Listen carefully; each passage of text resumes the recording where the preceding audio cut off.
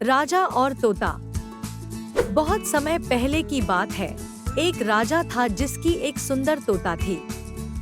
वह तोता बहुत बुद्धिमान और चतुर था और बहुत प्यारी बातें करता था।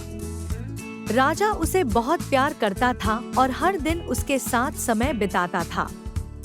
एक दिन राजा ने सोचा कि क्यों न तोते को उड़ने के लिए खुले आसमान में छोड़ा जाए। तोते ने कहा, महाराज, यदि आप मुझे खुले आसमान में छोड़ देंगे तो मैं कभी वापस नहीं आऊंगा। राजा ने कहा, नहीं, मैं जानता हूँ कि तुम वापस आओगे क्योंकि तुम मुझसे प्यार करते हो। तोते ने कहा, ठीक है महाराज, अगर आपको ऐसा लगता है तो आप मुझे छोड़ सकते हैं। राजा ने तोते को खुले आसमान में छोड़ दिया। तोता उड़ता हुआ दूर चला गया।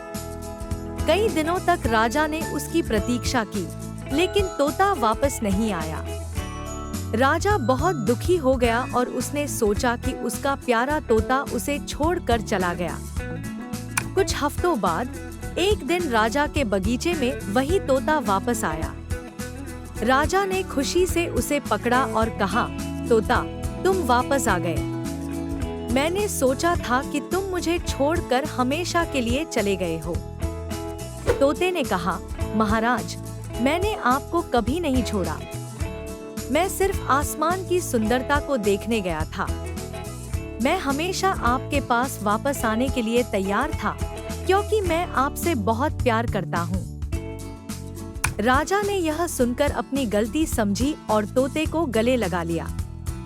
उसने महसूस किया कि सच्चा प्यार कभी भी हमें छोड़कर नहीं जाता, चाहे हम उसे कितना भी आजादी क्यों न दें। इस कहानी से हमें यह सीख मिलती है कि सच्चा प्यार कभी नहीं छोड़ता और हमें हमेशा उन चीजों को स्वतंत्रता देनी चाहिए जिन्हें हम प्यार करते हैं।